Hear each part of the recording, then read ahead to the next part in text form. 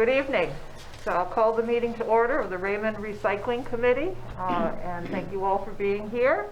We have a really important agenda this evening, a lot of information to get, and so I welcome you all, and again thank our presenters for coming this evening. First item on the agenda is approval of the minutes of our meeting on September 23rd. Is there a motion? Move the minutes. Second. I don't want to be difficult, but is an ex officio member supposed to make a motion? I don't know if that's okay. I'm just going by whatever rules we Generally, use. no. I'll move the minutes. Okay, thank you. Sorry, being real technical right from the get-go. Sorry, thank you. Thank you, Representative Fay, and Kathy has seconded it. Are there any questions or corrections? Everybody had a chance to see them. Thank you. All in favor of adopting the minutes of September 23rd? And any opposed? Minutes are approved. Thank you. So, on to our presentations. First up, and again, thank you, Representative Fay, for making the contacts and inviting folks to come and present us with some information so we will know what we're talking about, as you said a minute ago. That's good. First up is the Natural Resources Council of Maine. And so again, thank you for being here. Thank you for having me. What do you need from us? Is this my chair? Is this where I should present from? If you're comfortable sitting there, that would be Okay. fine, yeah. Let me just Okay. pop this guy in. Maybe I should have. Whatever they like. Okay. Okay.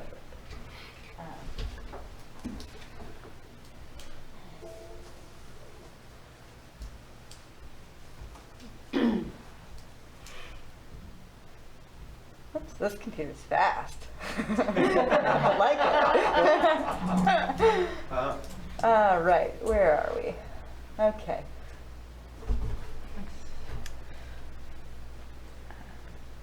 Is it better if I stand or if I sit? Kind of like to sit. However Sure. you're more comfortable. Your choice. My choice? Normally Oh. folks sit, but you can stand if you Okay. like. I'll stand so I can see all your faces. I don't know about this. Can I use this view only, maybe?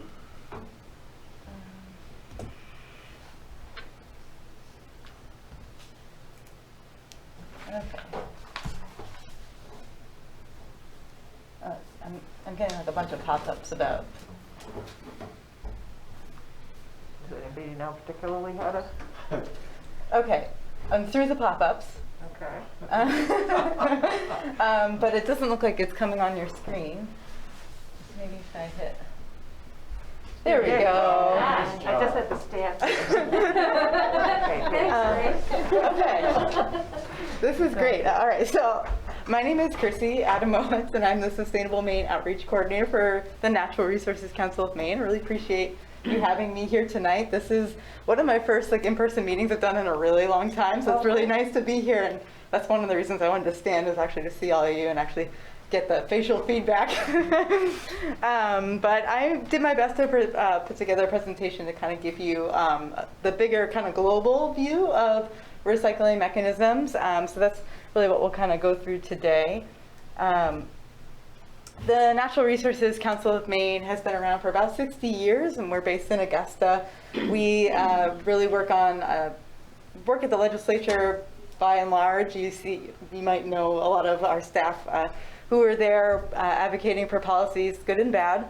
And I do a lot of the local municipal work, and I work with a lot of activists at the local level to implement local ordinances, or do projects. I work a lot with schools who do want to do like food waste composting projects, or implement reusable silverware, so that kind of thing.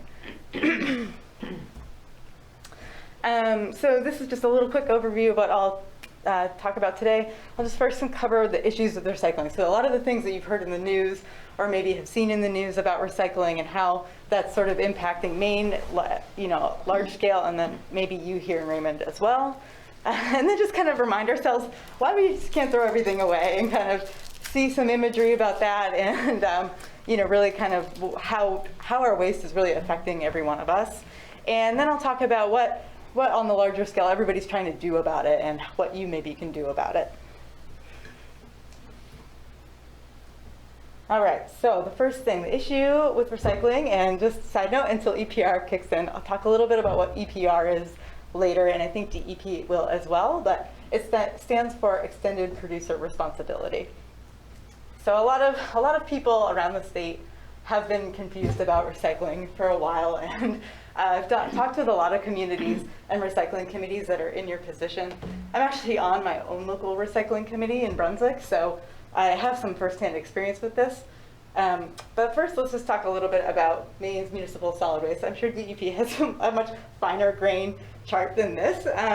But by and large, our waste stream is packaging, which is, when I was like first learning about this, I was like, packaging? That's so vague. But really, it's just like, what's in your recycling bin? It's the packaging. It's the stuff our products come in. So recycling and packaging are a little bit synonymous. They're not perfectly synonymous, but by and large they are. So you'll see those words, that's what I mean. About 30 to 40% of our waste stream is organics. That's like food waste, yard clippings, sometimes some paper-ish products, but not all of them, go into organics. And then the other 20% is everything else, like clothing, shoes, electronic, whatever else is in your trash can. The thing about it is there are recycling programs for almost all of that stuff. It's just our ability to utilize them is sometimes what gets in the way of a reduced municipal solid waste stream.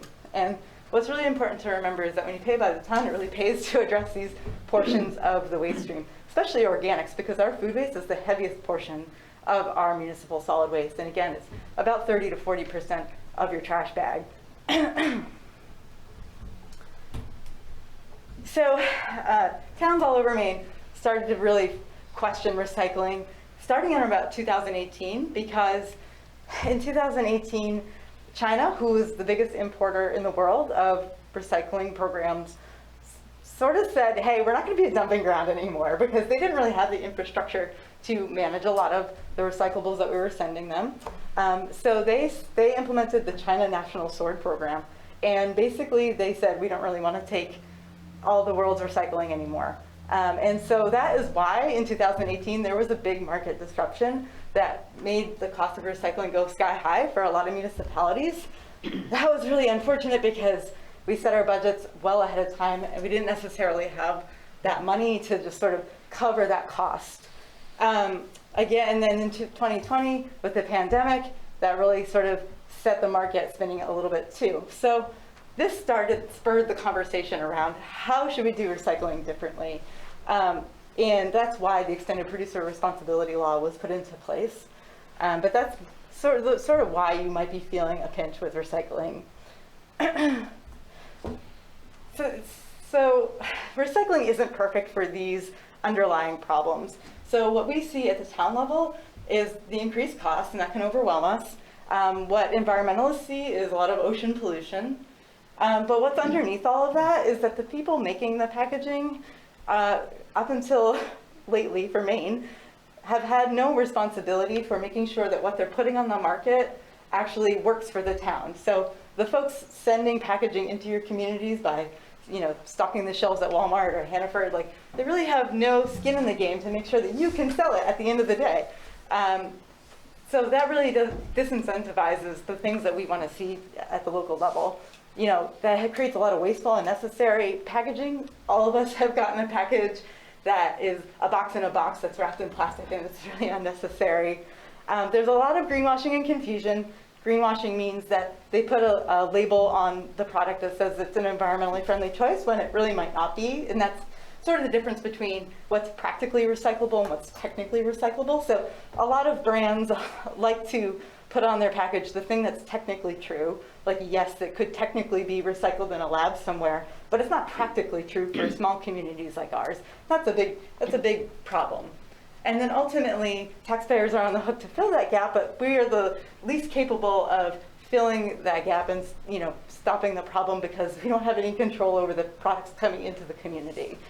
The Extended Producer Responsibility Law hopefully will address a lot of those things, and that's coming. I'll tell you a little bit more about that later. But this is sort of how costs go sort of spiral out of control a little bit. Is you've got these high costs, you've got varied access between towns, and that can increase confusion and contamination with your residents, which can feed into cutbacks and closures, which feeds into high costs. So it really comes down to the people making the packaging, the consumers, and the messaging on the packaging to create a system that is going to work or not. So you can see it was really important for us to bring the producers into the equation with the extended producer responsibility law. This is a type of law that's done all over the world, so it's actually very common, and it's about time that it came to Maine and the United States in general. We were the first in the country to adopt this law, but again, it's done all over the world. It's done in Canada. And basically what it does is it incentivizes producers to produce packaging that is good for towns to recycle by setting a fee schedule that affects the recyclability of that package. That stewardship organization creates a pot of money that reimburses you as towns for recycling. So you'll have money coming down the pipeline to spend on your recycling programs. You can use that for operations and infrastructure, public education, and increasing access. Here's just a kind of a look at who does EPR around the world. All the bright blue countries have had it. A lot of, like the ones in Europe, have had it for like more than 30 years. And these policies have been shown to increase recycling rates well above 50%. So Maine's been at about 30 to 40% recycling rate for a long time, like 30-ish years. And we've never achieved our goal of recycling 50% or more of our municipal solid waste. So we're really hopeful that the implementation of this law will help us get to that higher recycling rate. We have a fact sheet, but since I have not been to the office in a long time, I work from home mostly, I don't have printed copies of it, but you can go to our website and print your own copies, or just view a PDF if you want of this fact sheet. This gives you all the information you need to know about how this law will help your town keep your recycling program. We're hoping that it'll be implemented by 2027, and participation will be optional for towns, and that was really important to us and the Maine Municipal Association. What towns would need to do is offer recycling programs, the full breadth of what's recyclable, to their residents. And again, you'll have money to offer those services, and then provide the data to get the reimbursement. So from our perspective, since this help is coming, it's probably more effective to keep your recycling programs as much as you can to help residents stay in the habit and to keep your operations and infrastructure in place, so that when this help does come along finally, that you can sort of just get right into the swing of it. Now to the second part of the presentation, why can't we just throw everything away? To me, this is a DEP map, and so perhaps they'll have their own commentary on it, but to me, this map says a lot about landfills. All of those blue dots are inactive or closed landfills, and that to me is too many. Like, we can't just keep adding to this problem. That's a lot of blue dots on the map, and we need to start moving up the waste hierarchy, which means the hierarchy is the reduce, reuse, recycle sort of motto. The truth of the matter is that landfills are not perfect. Even with the advanced technologies we have today, they all leak, and they do cause litter, and that does have an effect on us today and future generations. Most experts agree that leakage is not a matter of when, it's not a matter of if, it's when. They're all a little bit leaky, they're not perfect structures. Weather events and animals carry that trash all over the place. Leachate does get into groundwater, and they do affect neighboring communities. The communities near the Juniper Ridge landfill have been protesting the expansion of that landfill because it does affect their quality of life and their health. And I don't think anybody here would want to burden those folks with our trash. So that, in my town of Brunswick, we just recently switched to EcoMaine because we didn't want our trash going to the JRL landfill. So even switching from a landfill to an incinerator is moving up the hierarchy a little bit. This is a quote from the Conservation Law Foundation.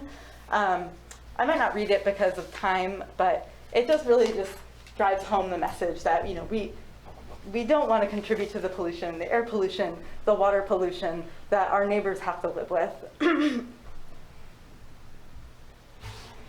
At NRCM, we're very concerned about the problem of plastic pollution because this is a very scary and increasing problem, and it does tie into recycling and packaging quite a bit because maybe you've noticed, but a lot of our packaging is increasingly plastic material. You know, there aren't as many boxes and glass jars and aluminum can lids that maybe you used to see growing up. They're really transitioning packaging into plastic packaging. The thing is that most of that packaging is ending up in landfills in the environment. Only 9% gets recycled. And it's having a real effect on our oceans. This is a chart that comes out every year from the International Coastal Cleanup, which is an event that is global in scale. Hundreds of thousands of people from hundreds of countries do a coastal litter cleanup every year around September 15th. And they audit the data that they collect. They collect the brand names, they collect the litter, the type of litter, and most of it's plastic, most of it's related to our to-go food culture. So you can see on the list, number 1 is cigarette butts, and that's a whole other can of worms that I won't talk about today. But then you've got beverage bottles, you've got food wrappers, you've got bottle caps and grocery bag straws and stirrers and takeaway containers. So that's why you hear a lot in the news that people are trying to focus on this list of things to clean them up, maybe pass a ban if it's necessary, do that sort of stuff, because it is incredible how much of this stuff is ending up in the ocean. It's really scary. The Ellen MacArthur Foundation, their researchers predict that there's going to be more plastic in the ocean than fish by 2050, and that's horrifying. That's like today's kindergartners are, you know, in like by the time they reach adulthood. So that's really like coming around the corner. So yeah, this is another reason why we really need to focus on moving these things up the hierarchy and reducing first and foremost, but reducing and recycling as much as we can to keep it out of those oceans. This is a statistic from the Shaw Institute of Blue Hill, Maine. They are a coastal research agency or organization in Blue Hill, and they study microplastics in Maine's coastal waters, and they have found an average of 177 pieces of microplastic in the average Penobscot Bay oyster. So these plastics are in our seafood, in our coasts. It's horrifying to me. They're doing more research too. We're really looking forward to seeing on the effects on other animals, including the lobster industry, but that's in progress. Lately, there's been a lot of news coverage about how plastic is getting into our bodies. I think it was like in June, there was news about how everybody's eating about a plastic credit card's worth of plastic every single week. The Smithsonian Mag recently found that plastic in a baby's very first stool. That was a very small sample, so I will let you know that I think they tested just a handful of babies. However, it's still notable that they found plastic in the baby's very first stool, like before it even existed in the world. It's just crazy to me. And then in Time Magazine reported within the last year that 94% of U.S. tap water sources have plastic in them. So it's in and around us, these microplastics. And microplastics come from these larger plastics. They don't really go away. They just break down into smaller and smaller pieces that are microscopic, and then that's how they get into our bodies and our food. And then we all know you can't throw everything away because there's no way. So we really need to recycle it and make sure that we're reducing first and foremost. Okay, so let's get to the third part. Like, what's the future for this? How do we solve this problem? First and foremost, recycling is good for us for all the reasons I said earlier, but it also is good for jobs. It creates 36 times more jobs than disposal. This is an EPA statistic. And then I've got a bunch of these, but I just pulled out 2 of them for how it protects the environment. It's, conserving resources for our kids is important to everybody, I'm sure, here in this room. So for example, 1 ton of paper saves 17 trees and 380 gallons of oil. and recycling 1 ton of plastic saves 30 cubic yards of landfill space. So, you know, not only is recycling good for the resources you're taking out of the landfill, you do have to landfill some stuff, and so you want to save that stuff for the things that you absolutely have to landfill.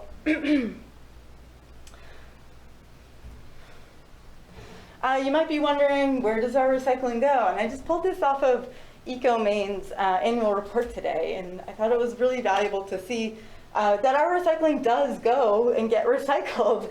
There's a lot of questions about where it's going, and I think that has to do with the shifts that occurred because of the China National Sword Program and COVID. You know, we've had these major market disruptions, so those streams of recycling weren't necessarily going to the places we're always used to them going, but they do get recycled. So it's a little bit fine print, but you can see the steel tin cans were going to be made into bicycle parts. The mixed paper is going to be turned into toilet paper. The cardboard turned into home delivery box packaging. The colorful plastic turned into playground equipment. And then the clear plastic turned into new bottles and plastic lumber. And then the last one is turned into new police vests. So they do have a value in the broader market. So the recycling is a little bit synonymous with what experts call the circular economy. And what we really want to do is apply this philosophy of recycling to everything in our economy so that we really don't rely on landfills so heavily. The linear economy is just sort of a take, make, waste economy where we extract raw materials, we turn it into something, we use it for maybe seconds, and then throw it in the landfill. But we live in a place with finite resources, and so we really need to start moving towards that circular economy where everything we make can be reused or recycled into something new again. And then to me, it's also a lot about quality. You know, can we use higher quality materials in our day-to-day lives so that they last longer? And I think that's just something that's sort of an ethos I inherited from my grandparents, and I think a lot of us have that same ethos that we've inherited, and how do we pass that on to the next generation as well? This thing called the circular economy is actually really strong and growing. This is just a small smattering of the organizations around the country and the world that are working to make our economy more circular. There are thousands and thousands of organizations working on the circular economy. Some of these are here in Maine, you know, so Maine's doing a small thing. The University of Maine is working on it. Go-Go Refill is a retailer in South Portland that's working on it. And then you've got these other national organizations that are working on it as well. So, you know, Raymond Recycling is not just Raymond Recycling. Raymond Recycling is part of this big movement to get to the circular economy and really conserve resources and be conservative with our resources so that our kids have, you know, the same quality of life that we had. All right, so in summary, you know, what are some of the things that you can do here locally? I know, hopefully you're all ready and jazzed to like go work on the circular economy. But in case you're not and you want to just stay here in Raymond and do Raymond things, first and foremost, stay tuned to the implementation of the extended producer responsibility for packaging law, because that is going to provide you those funds to keep recycling in the future. There's going to be rulemaking with DEP in the next few years, and your town should hopefully influence that. So stay tuned and be prepared to participate in EPR. The next thing, you know, cut your overall costs. I mentioned at the very beginning that food waste is the heaviest thing of your municipal solid waste stream, and it is composed of 30 to 40% of your trash bag is composed of it. My town, Brunswick, had the same exact conversation you're having right now 2 years ago. And the first thing that our town did was ramp up efforts to get people composting and diverting food waste from their trash bag, because it's the heaviest thing. It doesn't at all need to go to the landfill. It's really bad when it goes to the landfill. And people in Maine have the space to compost in their backyard by and large. The other thing that we did in Brunswick is we decided not to cut the whole recycling program. You know, if there are some materials that you can keep in your recycling program because they're profitable, but you might have to temporarily cut some other things, we had to temporarily cut glass, you know, have that conversation. Don't just throw the baby out with the bathwater if you can. There, part and parcel to that are the other product stewardship laws, one of them being the bottle deposit law. So we really reminded residents, we have the bottle deposit law, and that's actually really effective about recycling materials, and it's sort of outside the municipal solid waste stream. So you can send your wine bottles to the bottle deposit law to make sure that they get recycled. And then, you know, I'd say the most important thing is to keep learning about this stuff, because you know, I'm still learning about this stuff. It's the recycling market and the world of recycling is this huge world, this huge marketplace that's constantly changing, and there's new policies, there's new activities, there are new organizations, there are just new strategies. So it's nuanced, and I hope that you can keep that learning mindset for finding ways to keep those resources out of the landfill. I think I'm going to stop there. I have a couple slides on the things you can do, but I think I'd rather just leave you with this slide. Ultimately, we need to move up this hierarchy to reduce first and foremost, and recycle and reuse as much as possible, and landfill as a last resort. So I really appreciate you taking the time to hear me out, and I'll take any questions if you have any. So it seems like the Reader's Digest version is stay in the game, the world's changing. Yeah. Because a lot of people are getting out of the game, as you know. Yeah. I think that I think that it's, well, first and foremost, the recycling market does fluctuate a lot, and I don't know if the case is here, but my public works director told me last week that it's favorable again.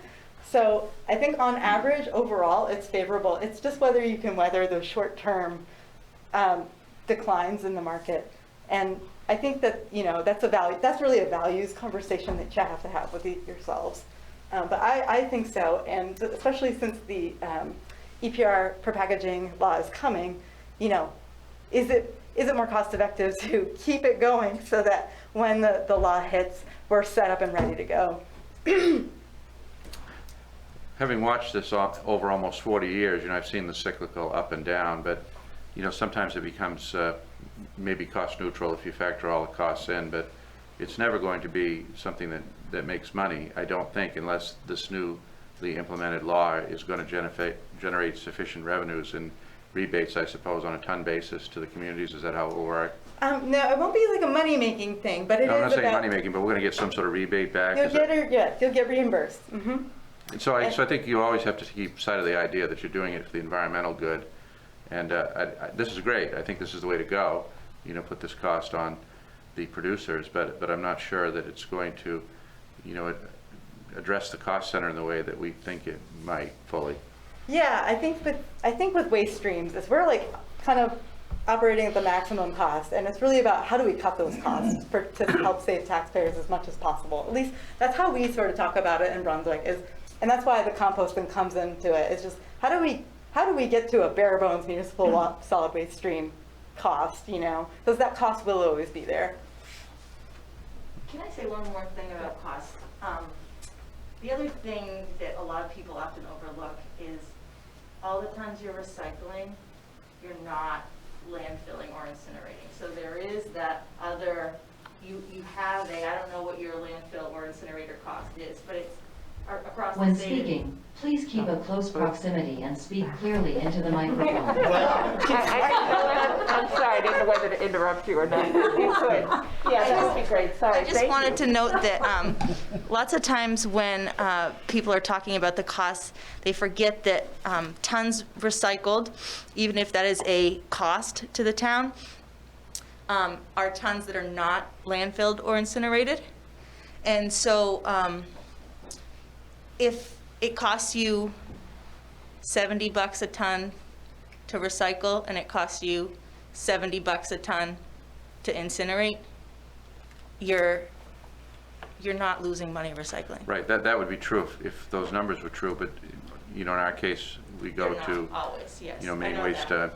to Energy, former MWAC, and so we can actually incinerate significantly cheaper than we can recycle, because now we're getting hit with surcharges from our roadside pickup vendor, which is Casella Waste, and so we're having to budget in a surcharge for for recycling on our budget at this point. Now, that could change, I guess, as things cycle up and down, but with, I think, the changes that you outlined at the outset, that's what we're facing now. So that's, I think, in part, kind of what triggered this discussion with the Budget Committee is we're seeing a mounting cost to handle our recyclables. And, you know, nobody wants to do the wrong thing environmentally, but you also have to be wise stewards of the public charge. And as I said, if your numbers were consistent the way that you just outlined, then that would be one thing, but they're not. And I apologize. I should have asked you to introduce yourself too, just so whoever might be viewing this, I'm sure it's the highlight of the evening. And we that we're should too. watching it, right? Yes, I'm sorry. I'm sorry, Elena Bertacci. I work at the Department of Environmental Protection. Thank you very much. Appreciate that. Thank you. Thank you. Other questions? Should we go around and introduce ourselves? Maybe that would be something to have done. I suppose we could have done that, yes. Yeah, Sorry. just a thought. Just a thought. Of course you know who we are, right? I'm sorry. I did introduce myself to the presenters at least. I'm Grace Levitt, and serving as chair of the committee. And I'm Sue Accardi. Jess Bay. Our state representative, of course. Don Willard, town manager. Rolf Olson on the select board. Kathy Goslin. And I'm Karen Lockwood. thanks, Don. Sorry. Yeah, I think most everybody here, they didn't say it, but I think they've had an interest in recycling and waste management for a long period of time, and so we really do want to do the right thing, and you know, and so this is a difficult question for us all, and trying to analyze, you know, where we're at in the world today. I'm so old, I go back to the times of you know, the advent of the whole idea that we would do recycling and getting grants to build recycling facilities, which I did in 1990, I think. It was 1990 when we had Sherry Huber become our solid waste czar. And so it was very exciting times. We were building big buildings and doing all kinds of great things. So I'm actually for it in a big way. But you know, it's a changing world all the time. Yeah, completely. And again, just if there are ways to sort of manipulate the program in smaller ways, you know, again, like do a pilot, see if diverting food waste to save recycling is possible, because it's so heavy. See if cutting glass or diverting glass to the bottle deposit is enough to get people, see if you can convince people to just reduce a little bit, to see if that can help close that gap, you know, until EPR comes into effect. Those are some strategies that might help. Could you just explain EPR again? It's Yes. whoever might be watching this, just how exactly is that going to work? And Representative Fay, could you Well, might I was explain going to it? say, I think DEP is Will going explain to it? give Okay. us some information about that Perfect. Thank you. too. Right, Right. very good We're presentation. implementing. Thank you. Thank you. Yeah, I can sit down and not take any more of the All right. But- Thank you very much. But I Thank do you. have Thank a quick question, and that is, would you be available for technical assistance if we wanted, if we, because this committee has a lot of work to do, if we got to a point where we were weighing, you know, what we might want to do in terms of, you know, changing the way the town recycles. Are those resources available to us? Because you said you did some education and work with other municipalities. Yeah, no, I'm always talking to groups like you, trying to help figure this stuff out. And again, it's, I would love to, you know, and I do a lot of work with schools on cutting waste in schools too. So that's another area that we could look at. Just trying to get the word out, maybe find some grants to help promote the waste reduction and recycling too in the community is another thing. But yeah, I'd be more than happy to help you. I have one more question. On the compost thing, I know that was a pretty big thing a few years ago. Is that still, I know some communities have dropped it, but what are the metrics on that? Have most stuck with it? Has it worked out, reducing the weight? I feel like more and more communities are trying composting. I mean, I don't know of a source of data, maybe DEP. Well, the reason they drop it is is for contamination usually, and so Yeah. that's a problem. It's a problem with the entire waste stream. So and for the contamination piece, or to address that, what we did in Brunswick is we kind of took a three-pronged approach. We basically encouraged people to do backyard composting, the curbside pickup, but we also made sure that we offered a drop-off for AgRecycle, because AgRecycle does a pretty good job addressing the contamination because they have this magical depackager, this fancy machine that takes out the packaging, which is that's mostly where the contamination comes from. So for people who don't really want to get too involved with it, that is a nice option because they can put everything in there. They can be kind of sloppy with it, and it'll still be okay for AgriCycle to take. So we feel like we've covered most of our bases there. We have yet to see if it'll be a perfect system. We're still sort of in the process for hiring an intern to really get to the nitty gritty of it. But yeah, contamination is a killer, absolutely. Go ahead. I've been composting for all the time. I have 40 plus years I've lived in Raymond, plus my parents composted, dug a hole in the garden and put the trash. And I mean, I don't make a big deal about it. I dug a hole, put a fence around it, and I just keep throwing the stuff in there. And sometimes, if I don't get in there to turn it over, I just keep piling it in there. But if there's times when I couldn't get to the compost because of the snow or something, I couldn't believe how it doubled my trash. Doubled. I mean, especially if you use a lot of fresh produce and stuff, like, I just, and it is heavy, but I just throw it in the ground and in the backyard, and I live near the woods, but it's just so easy and really does, it cuts it in half between what you recycle, Yeah, it's effective. And honestly, personally, I find that my kitchen's like cleaner because I actually put my compost in the freezer so I don't get bugs. Yeah. It's like my secret. But I stick it in the freezer so it's not stinky or icky. And then my trash is just like super clean because I recycle. So yeah, it's a good way to do waste. Anybody else? Thank you so much. No, thank you very much. Thank you very much.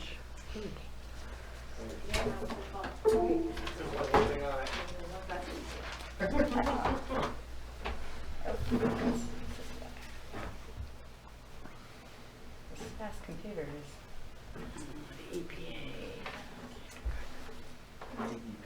DEP and Not to be confused. They're a little bigger. You're the DP. Different pay scale. I'm in the mouse to exit for Elena. That's right, the EPA, Oh, right? there we go. There it goes. Can I stand next There we to you go. now? No, okay. You did. Sure. It's Yeah, a day it's that like my Grace thing, helped and I got a lot somebody of with a pop-ups computer. about like signing, like making You know an we're all account. in trouble here, so. With like Maybe you PowerPoint. got them all.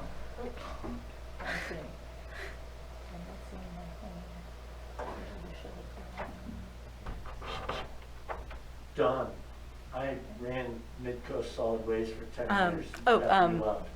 Yeah, I went to the that was the folders. project I'm talking about. I built Yeah. that. I know you did. I was building Tri-County and Union while you were building that. There you go. Oh, yes. Yep. I remember we were very impressed with what you were doing there, but because then there's the whole issue of the Jacobs Quarry, and that's another whole big story. I note that that's still going on all these years later. It is. I can fill you in on some stuff. Resistance for every one of them. It changed a bit, I Yeah. think I did. for the better.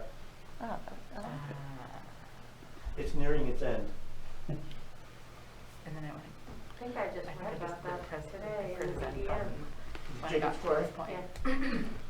I'll have to look that up. That's the one There you I'm go. after, Thank you. right? Yeah, Ross thank Quarry. you. Yeah, we got a huge grant, though. That was one of the first major facilities back then. Yeah. Small towns. Yeah, it was over $100,000, wasn't it? Closer to $200,000 at that? Oh, I don't know. It's over the years. I Yeah. want to say it was a lot more than that, but I could be getting it confused with, we did so many things back then, but it was a significant amount of money. Great. Well, all set? When you guys are ready, Okay, yes, thank you. my name's Elena Bertacci. I work for the Maine Department of Environmental Protection in the Materials Management Division. We do a lot of recycling policy, some reduction, reuse.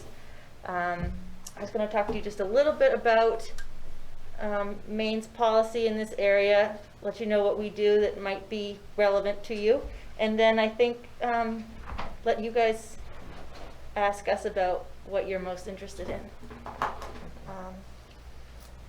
So Chrissy mentioned at the end the hierarchy. This is basically guides all state policy on waste management. Reduction and reuse are at the top. Reason being, if you never have to make the product, you don't have to ship the product, you save so many resources and so many emissions. There's a great stat that they use in the e-waste world. If you buy a cell phone every 3 years instead of every 2 years, so you're still changing out your cell phone like all the time, over 80 years, you're going to use 27 phones instead of 40 phones. You know, it makes a big difference even if you make sort of relatively modest changes. So that's sort of the most important thing to do, and recycling is under that because recycling takes processing energy, it takes transportation energy, and then it's not, the technology doesn't really let you get all the way back to the perfect material all the time. If you have clean glass, metal you can pretty much get back, metal recycles back to metal, it's as good as new. Glass, if it's clean, it's basically as good as new. Bottle bill glass is pretty much as good as new in Maine. It can be used to make anything. When you get into paper and plastic, you're basically using, I don't know if anyone's worked in the paper industry, but it's fiber length in paper.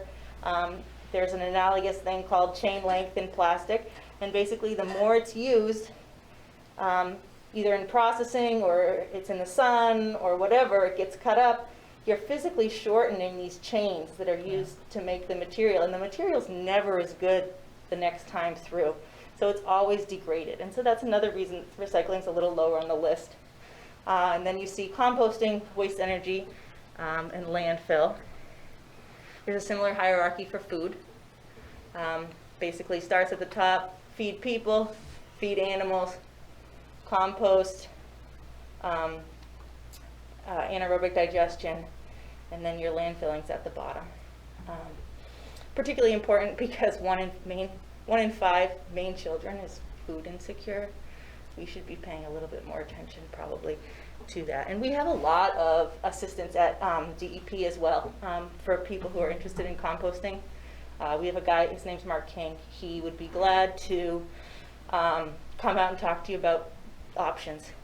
He's worked with a lot of communities. So if you're interested, please let us know. We'll get you in touch with him.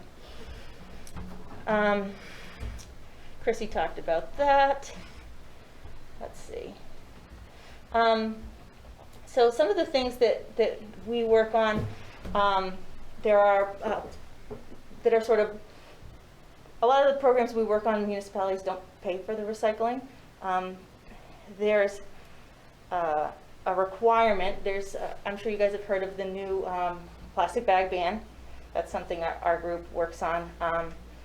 Part of that is a requirement that the entities that do give out plastic bags need to recycle plastic bags. So there are outlets for people in your community to take a lot of those materials and recycle them. One, they don't belong in your zero sort with Casella anyway. And two, that gets them out of the waste stream, free to the municipality. So that's one thing that can be promoted. And those are mostly used by Trex. I don't know if anyone's familiar with Trex. It's like plastic lumber. They make furniture and decking and that sort of thing. And that's where I believe all the material that all the plastic bags recycled in Maine are going there at the moment.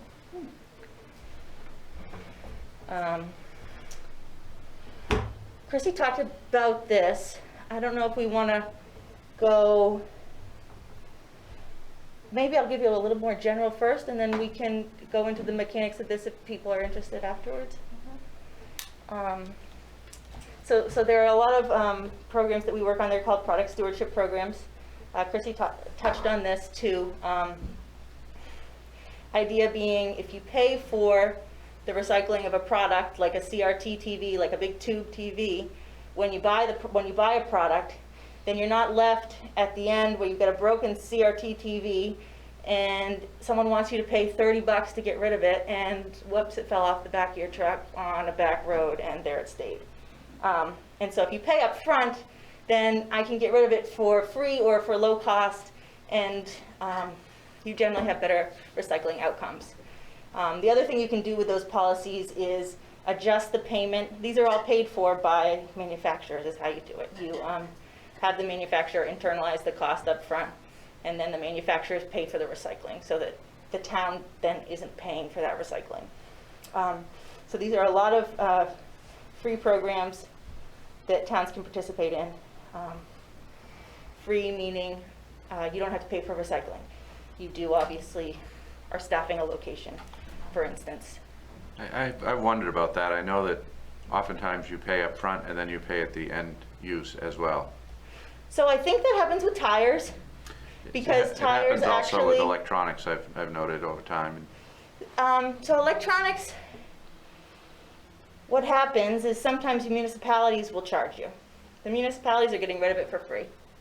But they have to pay a guy to stand there and to put it in a box. And so some of them charge you for that. Some of them charge you way more than they should. My municipality charges way more than they should. Some charge $2 for an electronic, which is, they have to staff the guy. So you're saying, because we don't deal with this as a town, we have to use a third-party entity in this town because we have curbside, MSW, and recycling, but when you want to get rid of bulky waste or other items, electronics and so forth, we have to use a nearby facility that allows us to come, or a private sector facility. So you're saying that charge is a kind of a duplicative charge, and it's something that they don't necessarily need to be charging because they're getting rid of it for nothing. Is that what you're saying? I can tell you they're getting rid of it for nothing. It does cost them to have a person there.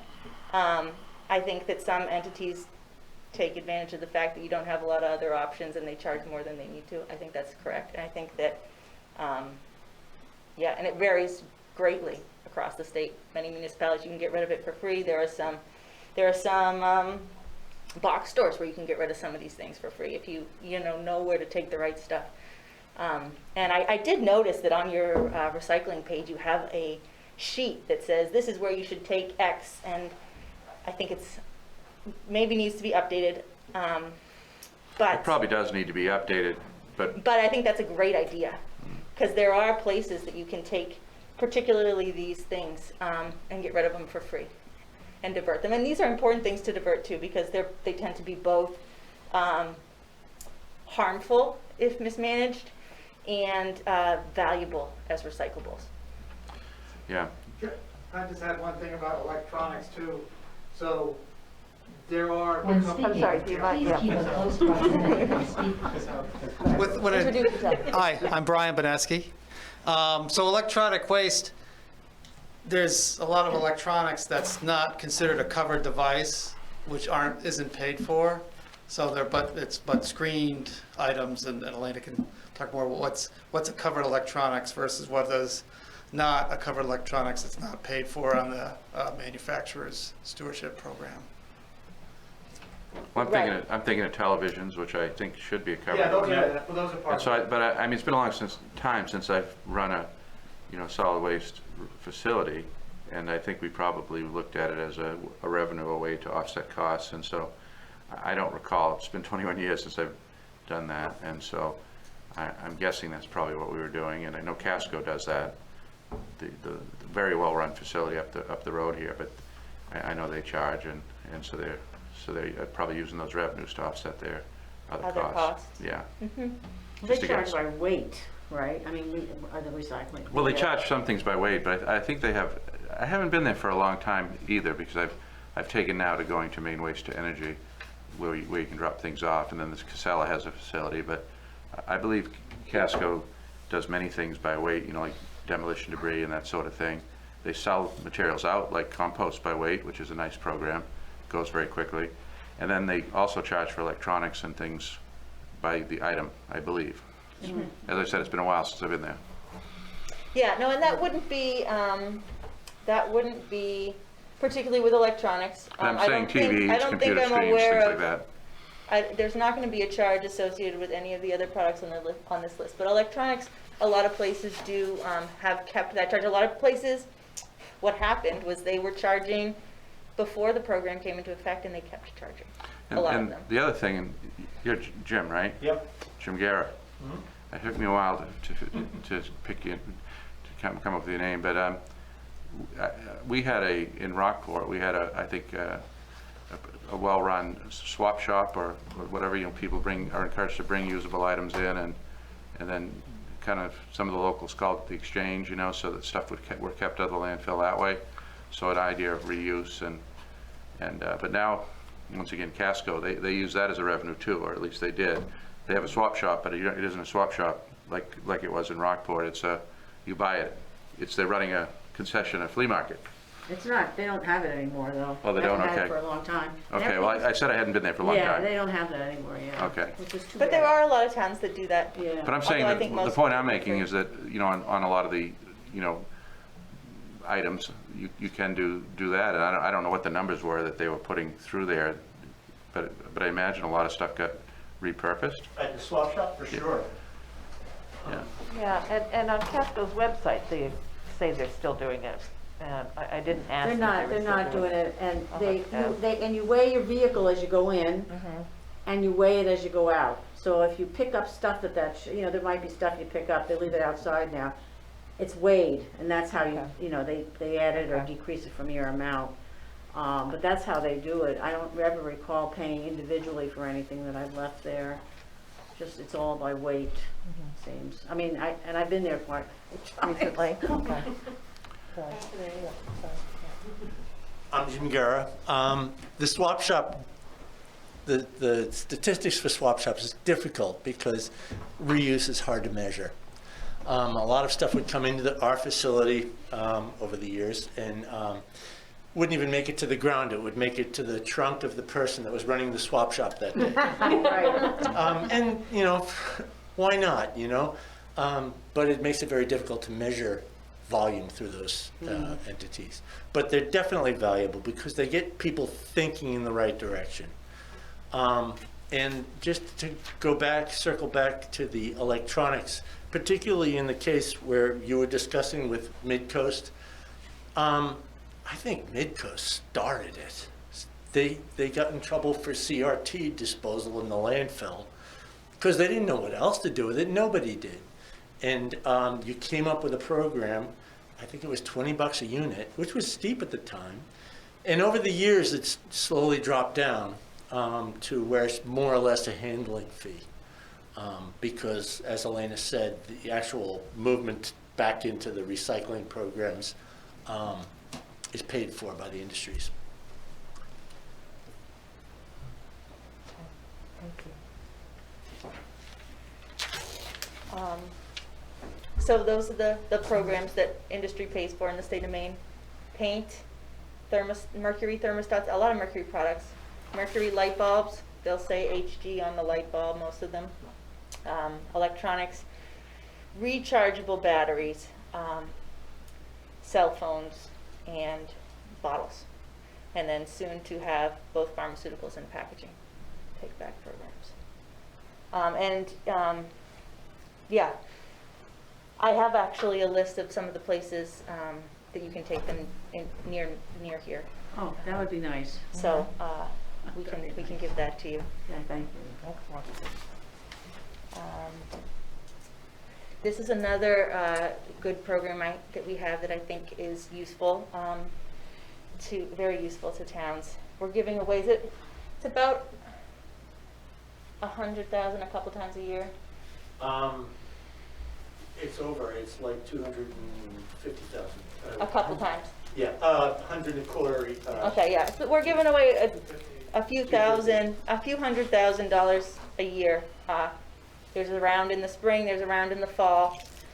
Anyone can apply for these grants, and they're for waste diversion. So that can be reduction, like we've funded building a swap shop for a town. We've funded putting in composting drop-off locations for towns. We've funded trial compost pickup for towns. And we've funded things like recycling agricultural film, plastics. So some things that are just like really big and experimental, and then some like really basic. We know this is what works, and we just need a little bit of money to get started. So those are available twice a year. Decent projects get funded. How competitive is that grant program? I mean, it's not, decent projects get funded, right, Jim? I mean, there haven't been tons of They turning do. away people that- I think we had like 17 applications last time, and last time 7 or 8 got chosen. Oh, so that's good. Because you every round, there's more More. requests Yeah. than what you have funding for. Mhm. So there is This a ranking and a priority. certainly is, and it definitely an attention on composting, including backyard composting. Yeah, so. Right, that's another thing towns have done is subsidized backyard composters. We've for done that. residents. Those plastic, yeah, those, yeah. Um, And so those, and I believe they're doing some adjustments to the grant process right now to try to put a little more emphasis on giving this money to towns, right? Right. So it's something to think about if you have a project. The priorities are up here. You know, regional benefits. We really, a lot of smaller municipalities really gain a lot by working with others nearby. There's a lot of regional transfer stations, regional drop-off programs. One tool, I don't think that's, this is just a bit of interesting, this just shows you how important reduction is. Reduction is a really great tool if you can, to the extent, it's not really as easy for a municipality to promote, but to the extent that you can see this is an EPA model that shows greenhouse gas reductions. If you don't ever create the waste in the first place versus landfill, you're saving 500 cars worth of emissions in a year. And this is for 200 tons.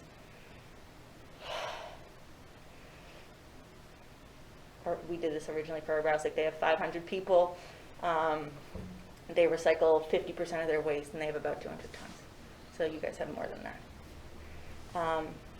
Versus if you recycle, it's 70.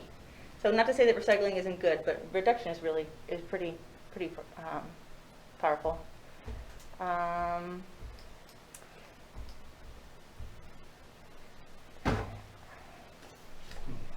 think there are. There's also programs to divert clothing, if that's something that's part of your stream. It helps to kind of know what your big streams are, and then look for a solution. And you can talk to Chrissy. She's got a lot of experience working with municipalities. We don't get out as much as she does, but we do get a lot of calls and hear a lot from people who have a problem managing some kind of waste. So we're often able to, if we don't have a solution, at least point you to someone who's also working on an issue. So please feel free to use us in that capacity. And I don't know if there's anything else that you guys want to hear about in particular. If you could just go a little bit into detail, I'm not understanding how that new law is going to work Oh, exactly. right. And that would be helpful to me. So, the way it works is we're talking about packaging, which, like Chrissy says, it's not the product that you buy, it's whatever that product comes in. And so, it sounds like a lot, but they do it. People do it. Everybody who's sending a product into Maine is going to have to work with this administrative body. It's called the PSO, and provide them with information on the packaging they send in. And for all of that packaging, they're going to have to pay a fee, based on the toxicity of that packaging, how recyclable that packaging is. So for every little piece of packaging, they're going to pay to make the cost of recycling that packaging, the cost of managing that packaging. So if I'm sending in 100 tons of paper, I have to pay the cost of managing 100 tons of paper. And that money is going to go into a fund. And that fund is going to be used for a couple of different things. One, to pay the administration of this, which is obviously negligible. But it's also going to pay for, its primary purpose is to pay for, to pay municipalities for the cost of recycling that. So if I'm a municipality and I recycled 10 tons of paper, I'm going to get paid the median cost, the average cost that it cost a municipality to recycle a ton of paper. I'm going to get paid 10 times that. So I'm basically offsetting my cost. If I'm more efficient than the average municipality, then I'm making money. If I'm less efficient, then I'm helping offset my cost, but it still costs me. And so that's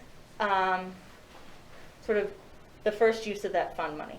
After that, whatever's left over, so we don't recycle everything, obviously.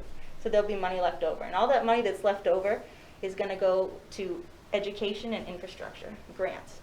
And so that's towns helping their residents understand contamination, which I think you guys talked about is something that you are getting hit on. And, you know, there's a lot of ways that they do that. Like, you know, some towns down south, when you have the money, they've paid people to go around and look, just open the top of carts, not search through them. Just open the top of the cart and see if you see something that shouldn't be there, that's contamination. And if you see it, you write it on the tag and you tell people, because people don't know. They put it out there and they never see it again. And programs like that have made significant improvements in contamination. So that's one thing that money, that extra money could go to, sort of like education funding. The other thing is infrastructure. And that could be grants to municipalities to create a swap shop. That could be improvements at MWAC so that they can better handle glass and they can make a cleaner, better product out of it. Could be, you know, all across the board. And so it's, you know, this is going to be some time coming. I think, you know, we have to do rulemaking, and then we have to choose this administrative body, and it needs to get up and running. So, you know, you're looking at probably about 5 years to be, you know, realistic.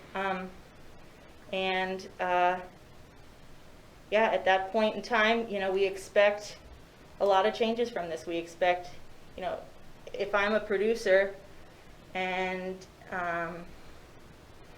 I can make I can send out my yogurt tubs in a number 7 plastic, which is worthless, or I can send it out in a number 5, which is pretty recyclable. You know, maybe I'll send it out in a number 5. And so maybe the material coming into the stream is a little bit easier to recycle. And, you know, that's a sort of a long-term change that you hope to see. That would be great. There's a lot of data collection involved here, and part of that is going to show us, you know, this municipality collects material like this, is able to collect this much material, it costs them X. You know, what are the systems that are working well? And that's going to be something that we think over the long run is really going to help improve these municipal systems. And then, of course, the education and infrastructure. If MWAC can better sort your recyclables and has better markets for it, it's not going to cost as much to recycle, right? So those are the ways that we think that long term this is going to help. Thank you. Other questions?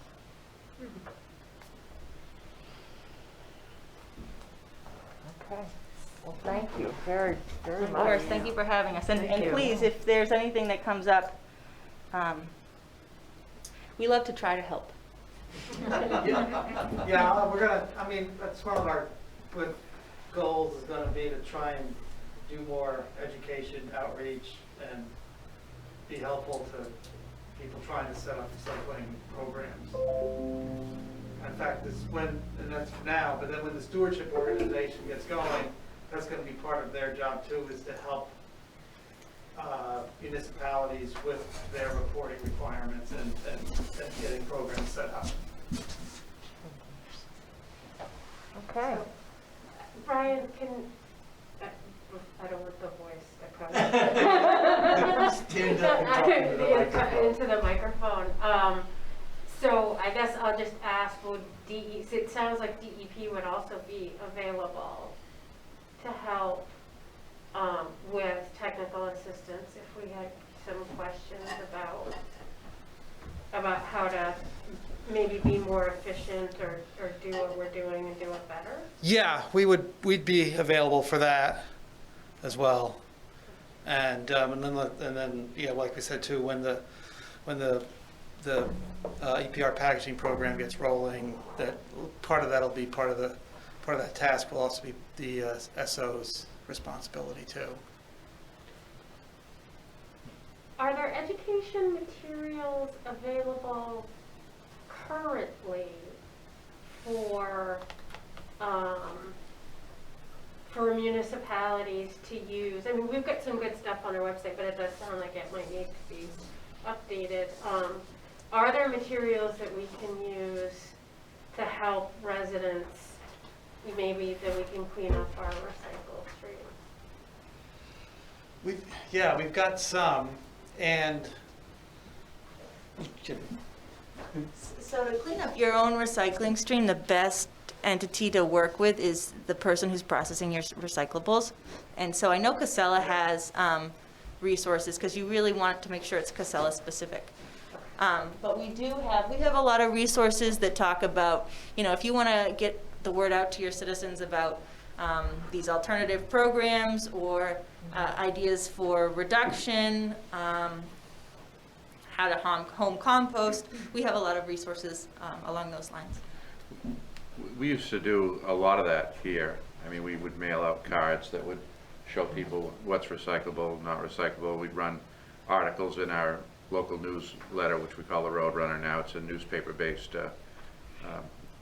publication, so we can certainly put stuff in that. And I just really, until the advent of this committee, we sort of had been just bumping along and going through the motions with recycling. And we went to the zero sort some years ago. We have after having run a transfer station, I mean, that maybe is a more economical and better way to go, but the town looks at the curbside as the premium system, and it's a lot simpler to administer from a town manager's standpoint, public works director standpoint, and the citizens really love it. But it's something that unless you do send somebody around with the tags to monitor what people are doing, you're not really sure what people are doing. And so we're getting contamination in our recyclables, loads are being rejected, that sort of thing from Casella. But there hasn't been a big push, or hasn't felt like there's been a big push from the state. So we've got the recycling system. We pay our annual contracts on MSW collection and recycling. We hear from the vendor from time to time.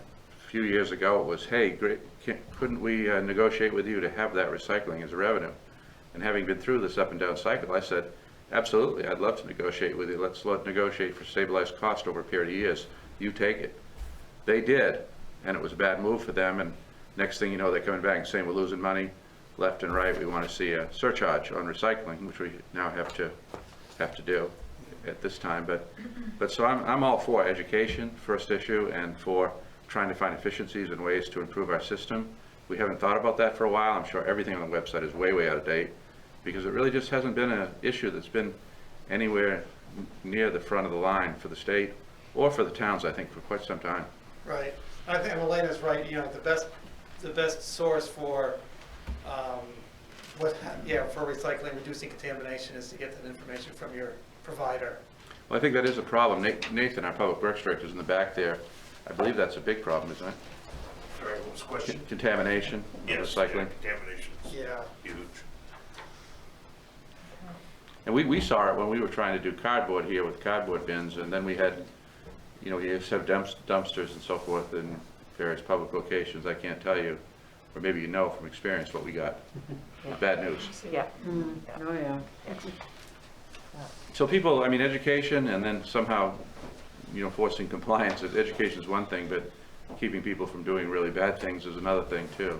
Right. In public locations. Yeah.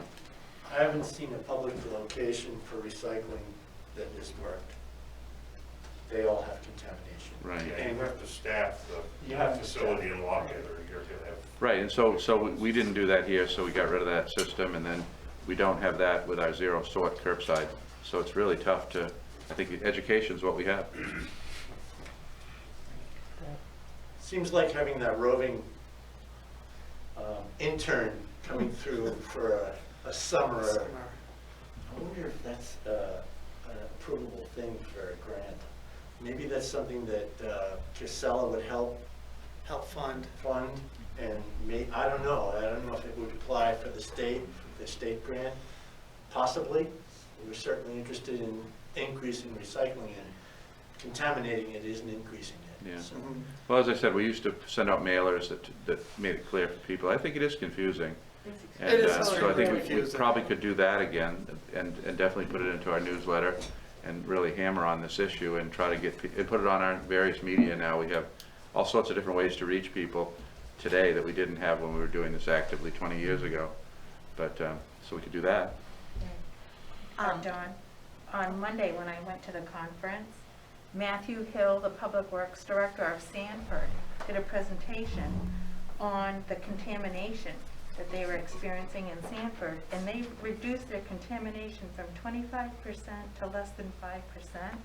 And it started with auditing the curbside and putting stickers on the rejected material, and that's how they were able to reduce their costs of the fees that were added on.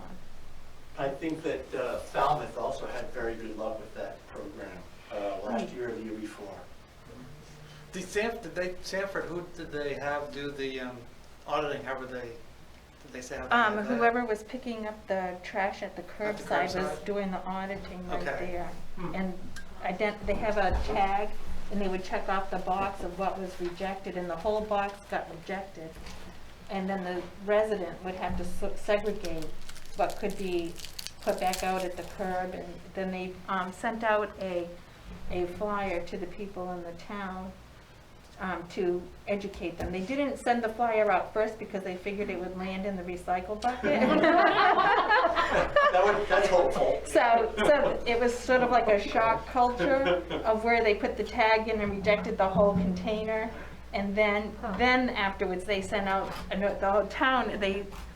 He actually said that it was horrible for 2 weeks. All the residents were up in arms because their recyclables were being rejected. But after they got through that really rough period, everyone had started to embrace it. And that's why it's been so successful, because people want to recycle and they want to do the right thing. So they take the contaminated product and toss it out of the bucket? No, the whole container is rejected. Oh, the whole container. The whole container was rejected, and there was a tag with Okay. different reasons of which items were rejected. And so they would check off which ones were rejected and put the tag in the box so that everyone would know why it was rejected. Do they have a paper bag there as well? Because that's another thing that, I mean, just come and gone in terms of discussion here is the idea of, paying for, your MSW, and so that encourages you theoretically, I think, to recycle, correct? And so to get the weight, you don't pay for your recycling, but you would pay for your trash. Do they have that in Sanford? Do you know? I don't recall. I think they might in Falmouth. I'm sure they do in Sanford. That's also a municipally run curbside pickup program. Right. We don't have a contractor, which changes a lot for us. I'm not saying we go to that system, but I'm saying if you have that system, and that helps to push the recycling along too. It can also backfire. You can? Because people will take it out of that trash and put it in the recycling. Okay. So more contamination. It can.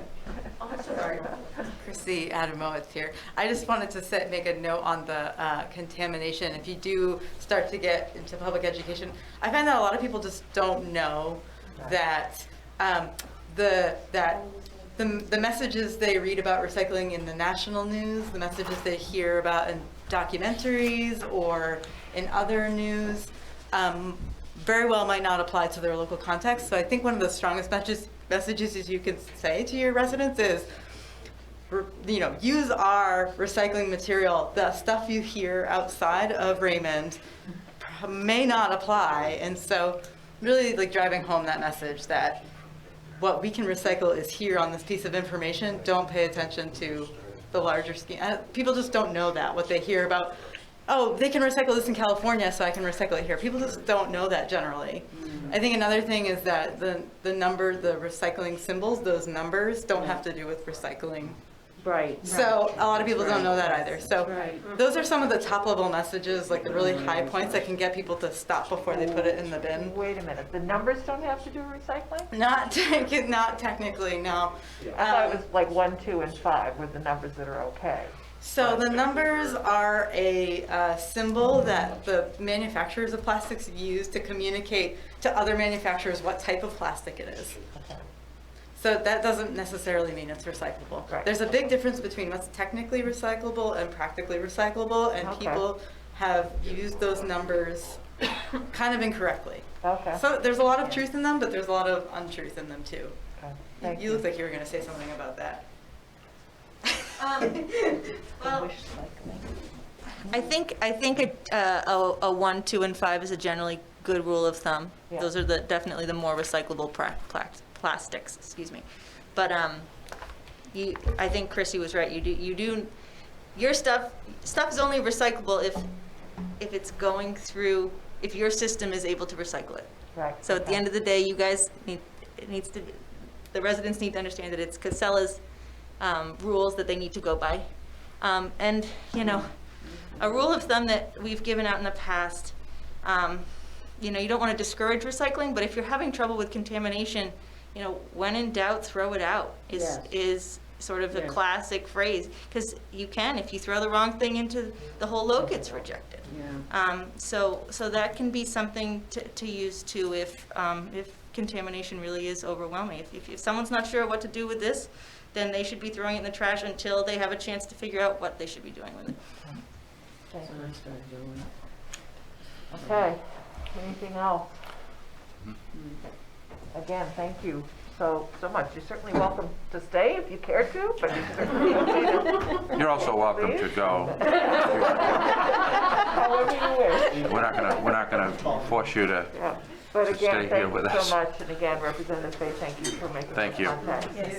Thank you very much. Great job. Please follow up if there are information that we can help with. We might be able to help or refer you to someone. Thank you so much. Thank you very much. Appreciate it. I hope you don't have to drive too far. Yeah. Dark winding roads. Yeah. Look out for deer. Be safe. I think I hit a squirrel on the way here. Oh, That's all okay. right. Please. Yeah, please. Carol, take it. Throw a couple chipmunks in too. Yeah. Oh, dear. Well, good night. Thank you. All right, good night. Thank you. That's it. Appreciate it. See you, Chrissy. Nice to meet you. So, next on the agenda is to review the costs. Well, And, as you can see from the cost standpoint, we've had a very stabilized situation when it comes to the curbside MSW and the recycling. And most recently, Nathan, who's talking now, has been involved in negotiations with Casella. But I think we were looking at, you know, increases that were in the CPI sort of range, the 2% range historically. More recently, it's higher. And now we have a surcharge for recycling, which has been imposed on us by Casella because of their inability to get rid of this stuff at any kind of a revenue. And so I mean, for a premium service, and that's what I call this, and I, as I said, I did it the past, come to the selectmen way past and say, would you like to look at these other options? But the board has stood by the notion that people like this system and find value in it and want to keep it. And so for what we're getting, I think the costs are reasonable, you know, for what we're getting from Casella. Can you go over, thank you for getting the Yeah. information out, and you did it really quickly too. And when I looked at it, I just had questions. I Sure. don't know if other people did. Well, what are the questions? Maybe we can go from that Well, standpoint. The first is just a quick explanation, if there is one, of what's included in each. So you have recycling pickup and hauling, trash pickup, recycling disposal. Well, those are fee. basically Casella numbers, Trash and so shipping. they've historically been identical for whatever reason. Nathan may have some insight into that, but basically, you know, we get charged individually for picking up the MSW, the mixed solid waste, and picking up the recycling. So those are contracts with Casella for each item. Correct. The curbside. Commodity. Yep. Yeah.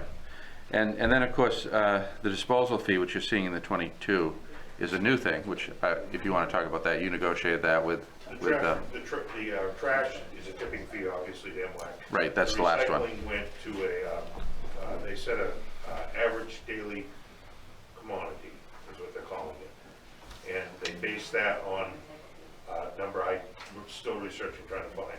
But what happens with the recycling is they go in, whatever the daily value of that recycling is, there's a mathematical equation that brings it either from $0 to $120 a ton to our cost. That's new this year. I didn't get the report yet. We get it every 3 months, and we should have it here pretty quick of what we're paying every month. So is that the surcharge that you've been talking about? That's the surcharge, yeah. Okay. And the other thing I should say is that if you note through this report, one thing that is happening in a small way, but our delivered tons, as opposed to our budgeted tons on a tip standpoint, tend to be a little bit higher than what we're budgeting for, but they're within orders of magnitude close. But so I just note that, I guess. So. And, okay, so, Can I ask- Recycling pickup and trash pickup, those were all kind of over budgeted. Is that on purpose or What do you have for a report every on? year? No, those numbers are contractual numbers. The pickup numbers are contractual Yeah, the numbers. curbside's contracted, correct. Those are contractual numbers. What I'm talking about is the tipping numbers to the former MWAC, now Maine Waste to Energy. We tend to be delivering more tons than budget by a little bit, I think, generally. It went up during the pandemic. Yeah. It went up during the pandemic, but it's generally, I mean, this is a town, affluent town, a consuming town, and so I'm just saying, you know, that's been an issue. so, well, but the actual is lower than what was budgeted. So what are you saying went up? You budgeted. Well, am I I'm talking reading about this wrong? the trash tipping piece. On the, no, the pickup and hauling, the top two. Those are contractual, those are fixed. But it's less, the actual amount is less than what the budget, We were in the middle of negotiations when we did the budget. And we set the number at what we assumed it was going to be, and we were able to negotiate it a little bit less than what was Oh, it- budgeted. Oh, That's why that okay, number's up. okay. And Yeah. also all those 3 Okay. years, 18, 19, 20? Yep. Okay, Yeah. got it. But anyhow, what I would say about it is that generally speaking, we've had a stabilized cost until we had the advent of this, you know, fee for disposing of recycling. Okay. And part of that was related to the negotiation some years ago when I said, you want recycling? You can have it. We'll sign a long-term contract and we'll get an annual escalator that we can live with, and you can have the revenue. And that very quickly did not work out for them. Okay. And so then the contract expired and they said, hey, wait a minute, that didn't work out for us. We'd like to look at something different here. And, okay, so, I'm sorry, did you go ahead? Is the school included in hours? No. No. Not in our curbside program, they're not. Okay. Yeah. All right.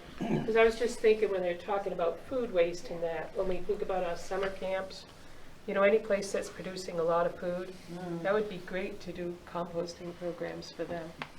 Help them get I started. think composting is a good thing, but I'm really kind of skeptical about the municipally run collection compost.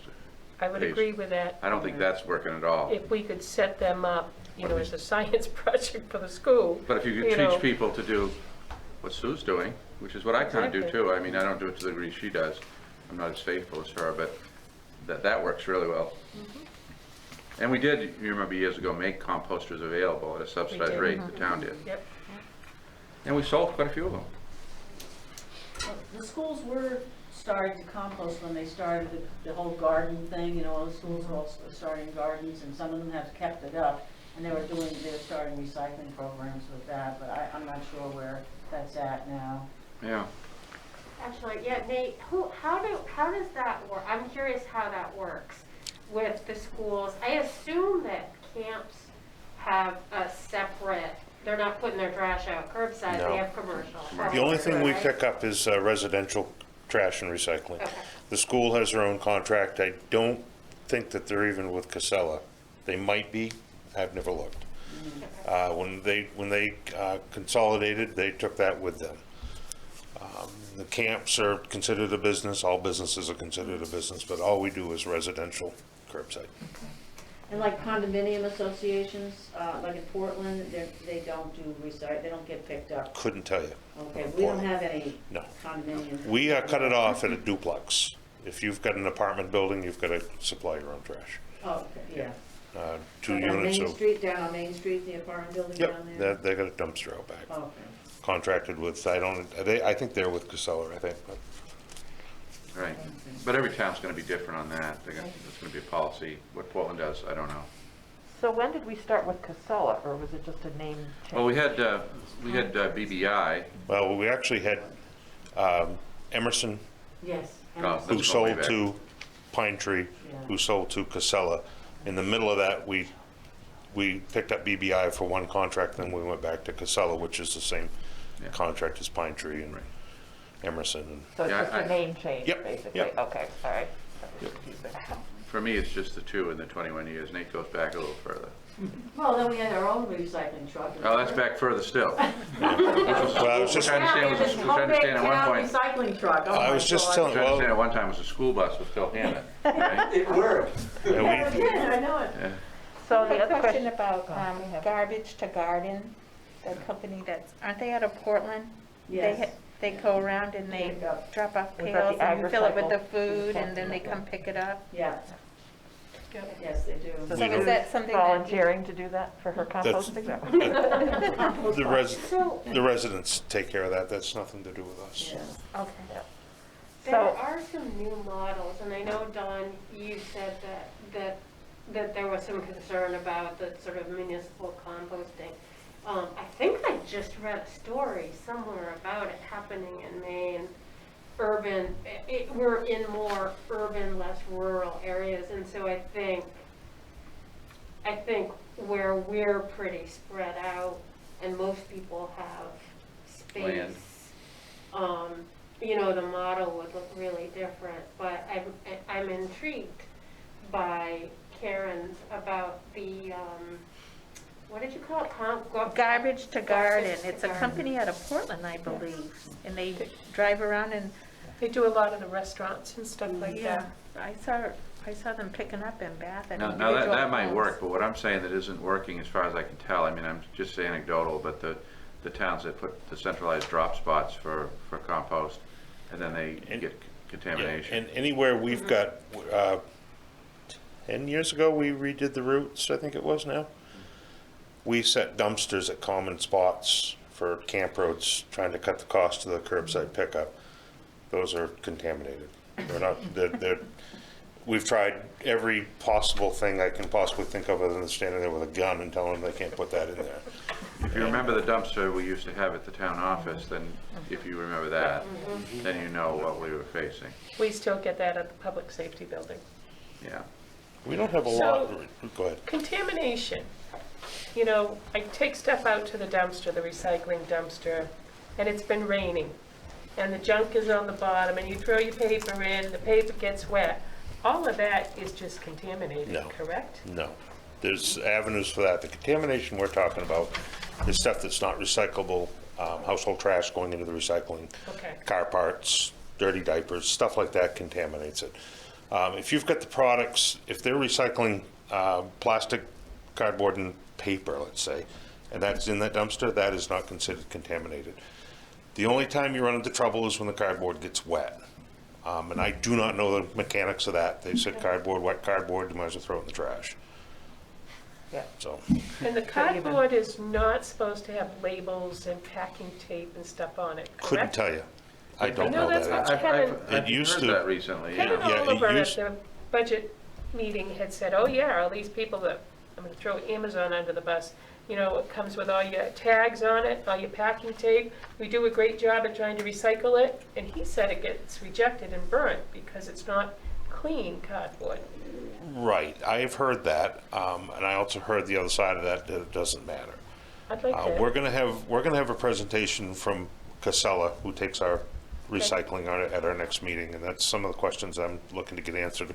All this recycling stuff for me is brand new again, with what we're doing with it. When we were doing our curbside program here, we were picking the curbside up with the municipality. It wasn't contracted. It was a different game than it is right now. Totally different game. I can tell you that wet is a problem. When this whole cardboard thing first started, the city of Rockland went into cardboard recycling. Jim, oh, here he comes. They went into cardboard recycling first. And they would bale it up, and they'd make these wonderful bales. And so we went down to see what they were doing because we wanted to do the right thing. And so the operator, Will, had these bales piled up, and then it would rain, and they'd get wet.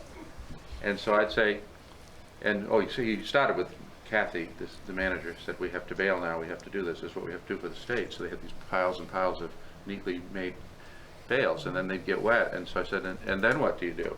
He said, oh, well, because previously they'd thrown the cardboard loose in the quarry. He said, and then we take the bulldozer and we push them in the quarry. Yeah. So we'll get that clarification. I hope so. Casella's had a little upturn in their administration, and they're trying to weed through that right now. I talked to her today. I'm hoping to have a meeting with them and Dawn in the next week, and we'll see. We're working towards the next meeting to have them here. But our contact person doesn't work there anymore, and we're going to meet a new contact person. And The point of been a my little story upturn. is if you don't have a well thought out program and have an end plan, you don't have anything. Yeah, but even if that is true that it can't be wet, you don't put your bin out if it's Right. raining that day. Right, but that was, Yeah, but so, yeah. the point of that story was the state was mandating Right. this to be done, but the towns didn't have the facilities to do it. Right. So they were doing it, and then it was getting wet, and it was just ending up as waste anyhow. I did have one more question on the financial information that you had here. In the last column, the year-to-date column, how much of the year-to-date is that date? Because it looked like it was a quarter of the fiscal year, and yet it's a lot less than a quarter of the budgeted I'm not sure what you're looking at. Is it the curbside pickup? We've only had three. We'd have had August, which would have been July's bill. Well, they're a month behind on their billing. Okay. So we've that only would explain paid it then. 3 bills right now. Okay. I don't know how that equates out, and I'm not really sure what report you're looking at.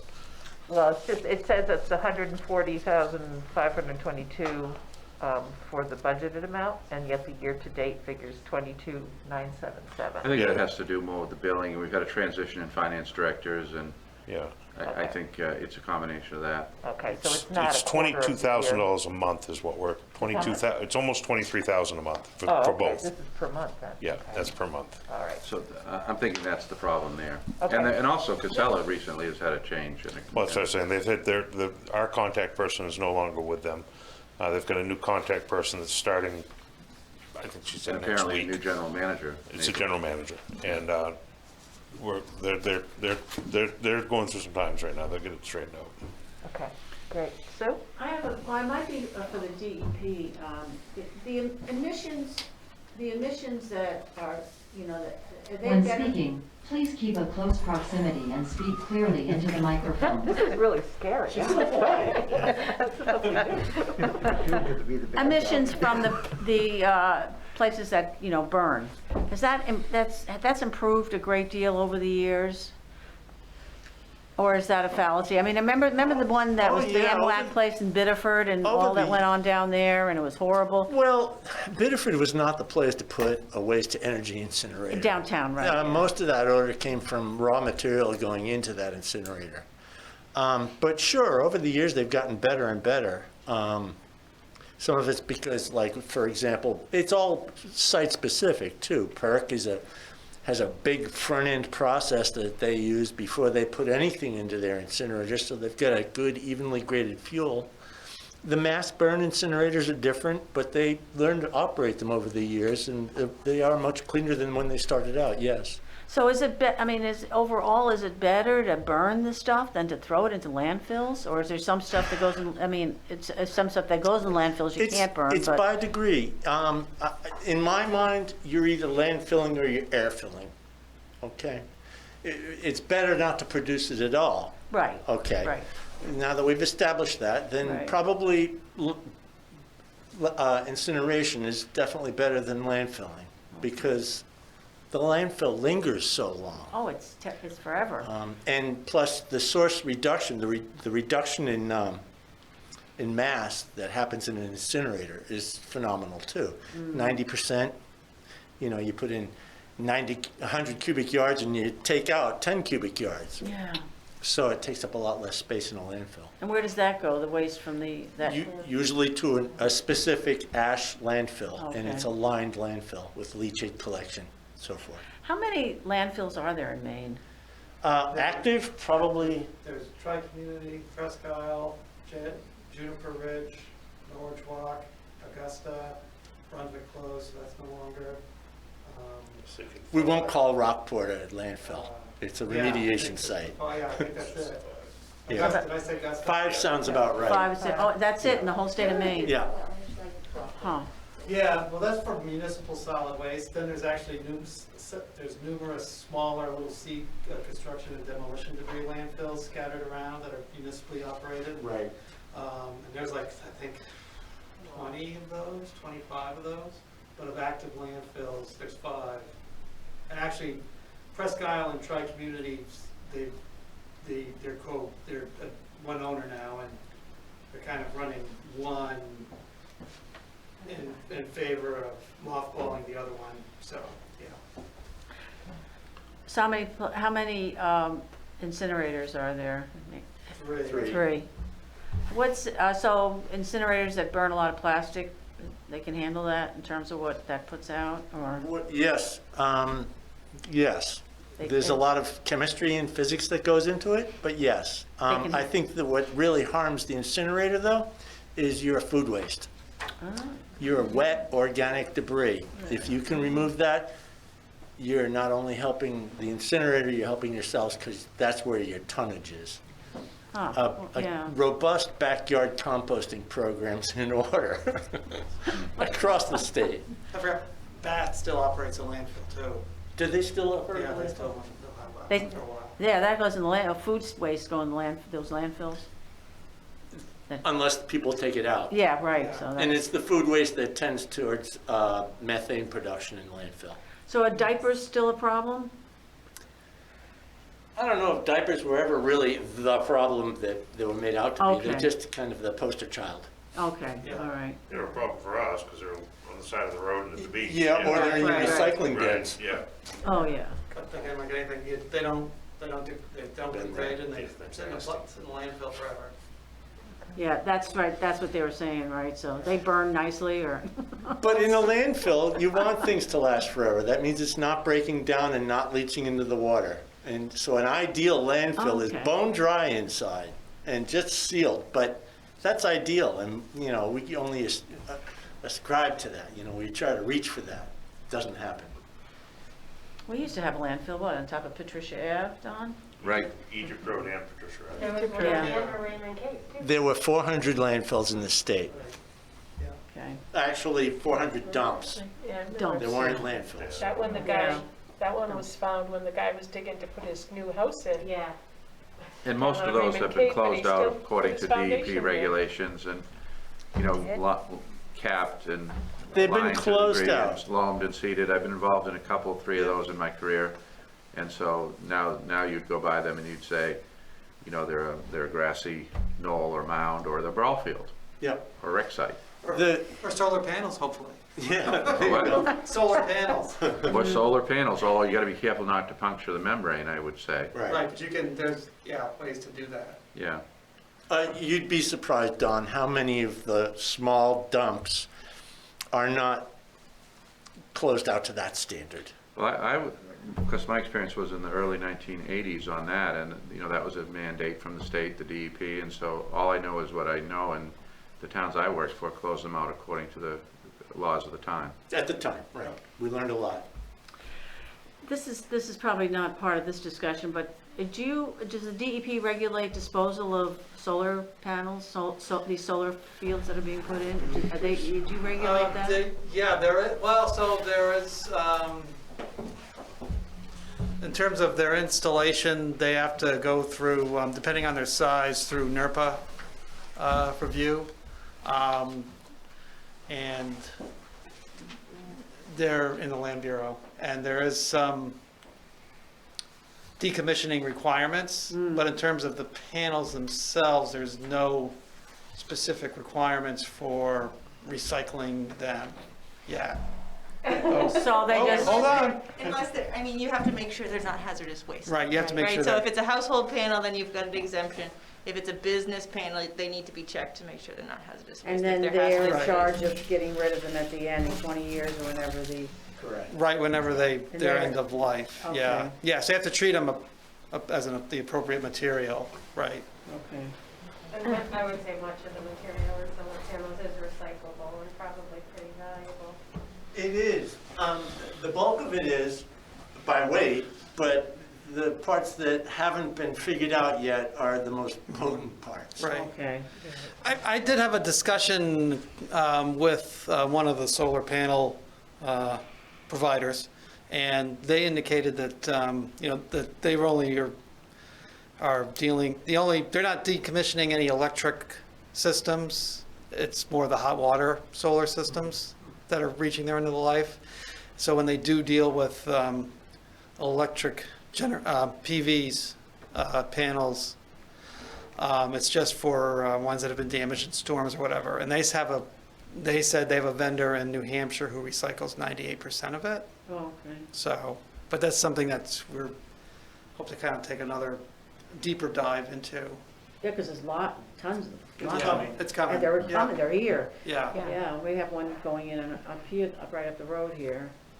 Okay, so back on the agenda. I know, but I mean, while they were here, I was going to ask We them. must be getting close to the end, aren't we? Yes, we are. Is there anything else on the review of the costs? I think we're all set there? Okay. Thank you very much. Yes, for that. okay. And so those of you who were able to get to the conference, you've already shared some information, and that's great. Who was able to get to the conference, and what else is something you want to share?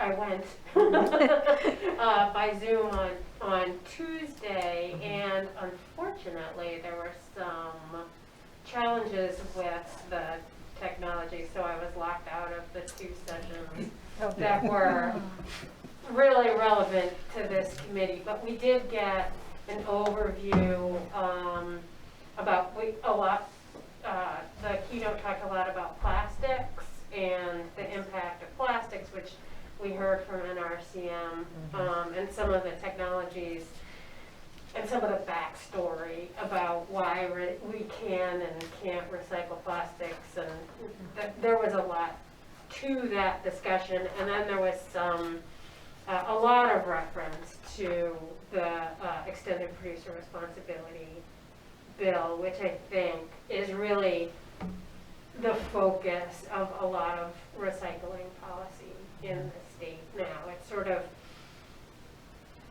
I think we're waiting for it, but at the same time, I think we need to continue a track before it gets here. So yeah, my takeaway was that that recycling is changing a lot. It always has, and it probably will continue to. So it's very dynamic.